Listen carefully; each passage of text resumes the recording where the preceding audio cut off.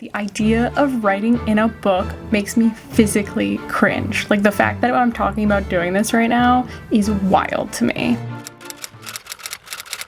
Wait, hold on. Hey, welcome back to my channel. I'm Sky, your writer friend, and today we are talking about annotating a book for the first time. I know it's really popular in the community to annotate books, and I just can't physically bring myself to do it until now. What I was taught growing up is that you treat your books with respect, and part of that respect is that you don't write in them. I'm not saying that that is true or everybody needs to adhere to that. That's just kind of how I learned to treat my books growing up. That has really stuck with me. As I'm saying all of this, you're probably like, I saw the title of the video. I know you're gonna annotate a book. What's the deal? A friend of mine, Shayna Targos, has a book coming out in March, and it's called The Underwild: River of Spirits. This is the book that I'm gonna annotate. A stunning middle grade fantasy debut about a girl caught between the realm of the living and the realm of the dead, and who gets lost in the underworld. I am so excited to read this just based off of the description. My book is a middle grade horror, and it is very different right off the bat, just knowing what I know about the book. But there's a little bit of overlap, and I'm not gonna talk about what that is, but it makes me extra excited to read this. Why is this the first book I'm ever annotating? This arc is being passed around from writer to writer to write notes in and annotate and fill up with lots of love for her. So I'm really excited to be part of this and to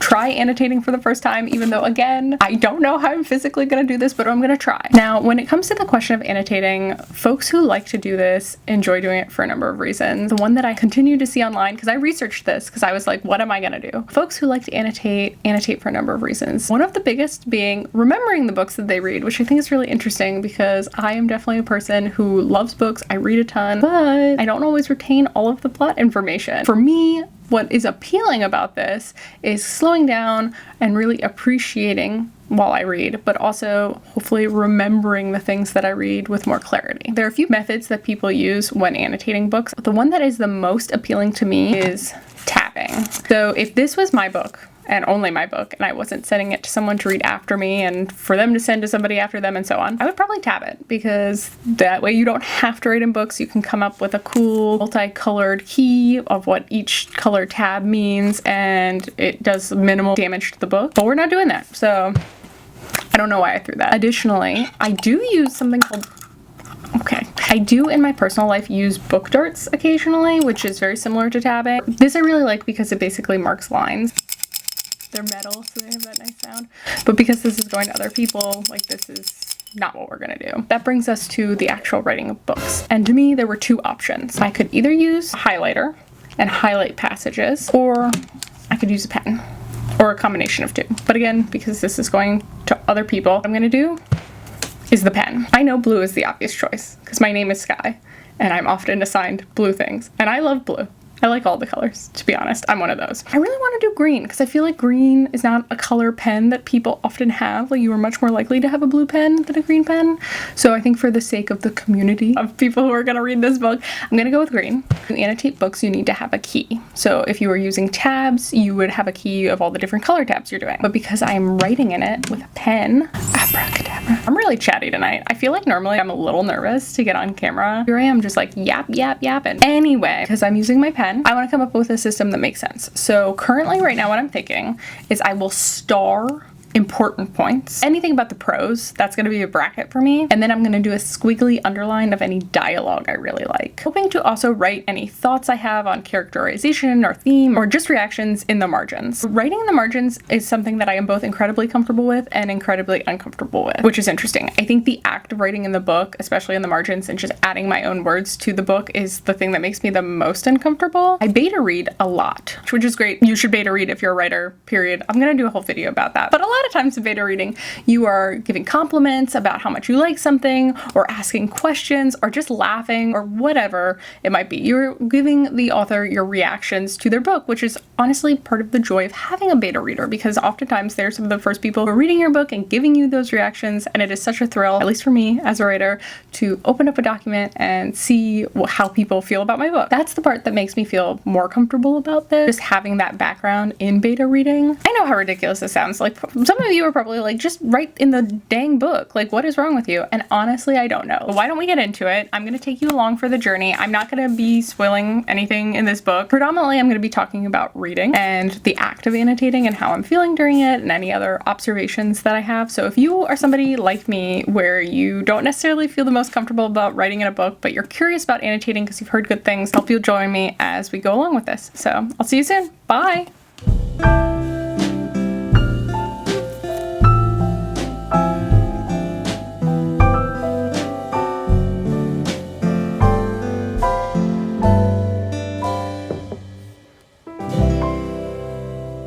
One of my favorite ways to refill my cup is to literally refill my cup.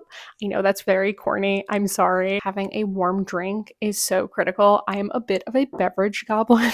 If you follow me on Instagram, you've probably seen my stories. If you aren't familiar, it's someone who has 3 beverages at any time while working. And my mix is typically a water, a sparkling water, and a cup of tea.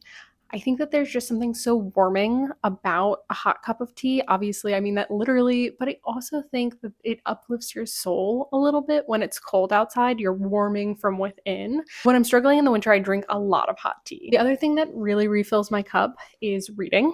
I read a lot as a writer. I read a lot of middle grade. I read a lot of adult books. I beta read a lot. I am constantly reading, and that's a really lovely thing. But I do think that sometimes if you're having a hard time writing something, taking a beat and reading something else and getting inspiration from that is a really helpful way of refilling your cup. I feel like I talk about poetry a lot on this channel, and as somebody who is not a poet, I know that's pretty strange, but there's just something so magical about poetry to me, and there's a yearning in my soul to be able to write prose in a way that would be considered poetry. The closest I've really come is prose poetry. That's something that I've been experimenting with. Maybe I should do a video about prose poetry. I would recommend finding something that really fills your soul and makes you happy and reading that when you're feeling like you need to refill your cup. And if you're lucky and you have a little animal, some animal snuggles too. My dog is the sweetest, biggest diva in the world. She's not particularly a cuddler, but when she is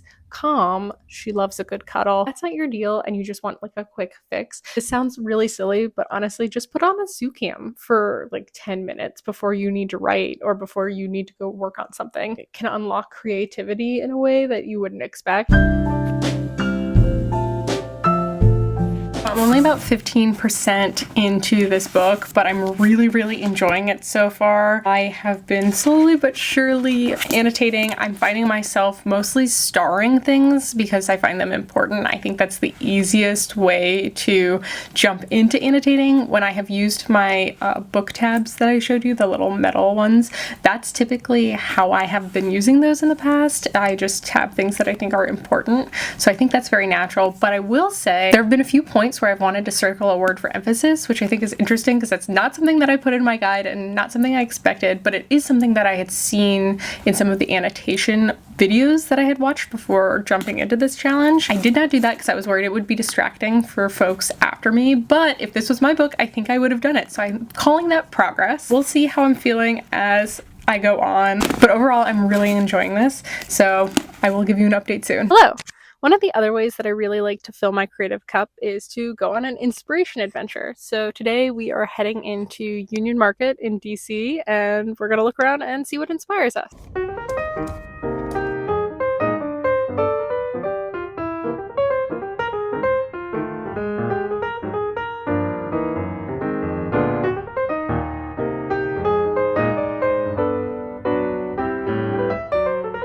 I finished.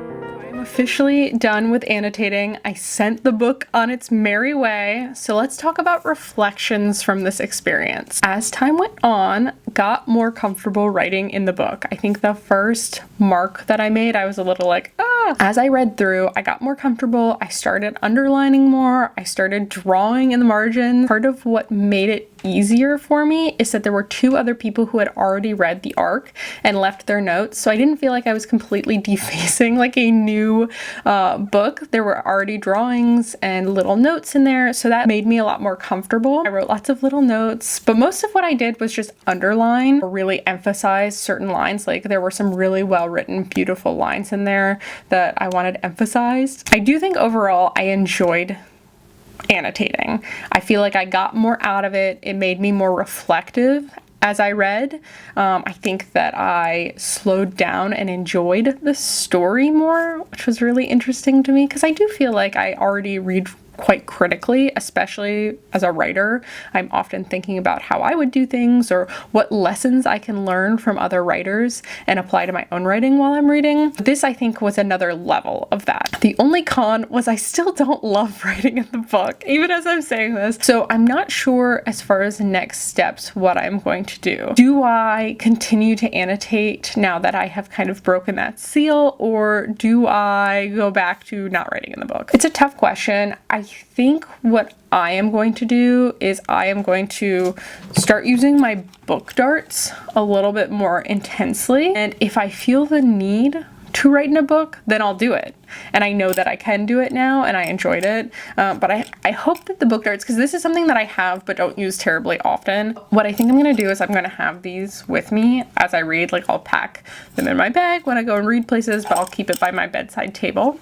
And that way I'm still annotating, but in a way that feels very comfortable for me, and I'm hoping that it will have the same impact. I do read a lot of ebooks and e-arcs, and I think that I can start annotating those. That's not something that I typically do, but you have the capability to do it on your Kindle. You can highlight certain lines. I believe you can even leave notes. I don't have the Paperwhite, which is like what I think people write on. And I think right now the majority of my books are ebooks. So I think that that's something that I can take with me and start using there. And then I'll use the book darts on the physical media, and that's probably going to be my system. So as far as whether I would recommend this or not, I think yes. I think if you were someone like me and you're wary of writing in a book, you should try it. I think you should try annotating to see if you like it and to see how it might change the reading experience for you. So here are my recommendations for how you might do that. So the ARC train, I think, was a really good process because other people had already written in it. So that made me more comfortable. So if you're not able to get on one of those, I would either start with ebooks, because that's where I'm going to be doing most of my annotating now. So if you have a Kindle or whatever ebook reader you have, if it allows you to annotate, start there. That way you can see if you like the process and if it benefits you. Like I said, I do think it benefited me. I think I enjoyed the process of it, and I feel like I got more out of the book as I was reading. So if you find that, then I think maybe you can graduate to doing it in physical media. And if you're still wary about doing it in physical media, maybe try getting a used book or picking up a book from a free little library. You know it's used, it's not a fresh book, and just see if you like it. I do think it's a really cool practice, and I do think that there are certain people who vibe with this very well. Like if you are someone who makes a junk journal or you like scrapbooking, I feel like you would probably like annotate. There's just some sort of overlap in my mind with those things where you can really personalize stuff and make it your own, and it's very physical. I think it's worth doing, and you can figure out what level of annotation you are comfortable with. I think that this experiment was a success, and I really loved the book. Highly recommend. It comes out this month. It comes out in March. So if you are interested in reading for something for middle grade March, you know, good timing. I'm glad that I'm going to change my reading habits, even if I'm not going all the way into full advanced annotation. I think I found something that really works for me, and that's kind of the whole point of the experiment. So are you going to annotate? Do you already annotate? Please let me know in the comments. I want to know what you guys are up to and if this inspired anybody to try. Have a good day. Bye.